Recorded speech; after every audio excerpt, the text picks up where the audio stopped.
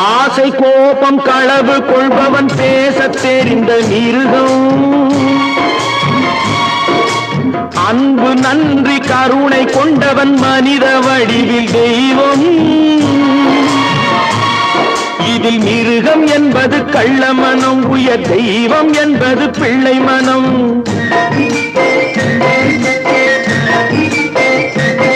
இந்த 6 கட்டளை அறிந்த மனது ஆண்டவன் வாழும் வெள்ளை மனம், ஆண்டவன் வாழும் வெள்ளை மனம்.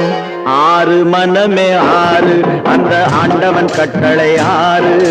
தேர்ந்து மனிதன் வாழும் வகைக்கு தெய்வத்தின் கட்டளை 6, தெய்வத்தின் கட்டளை 6. 6 மனமே 6, அந்த ஆண்டவன் கட்டளை 6.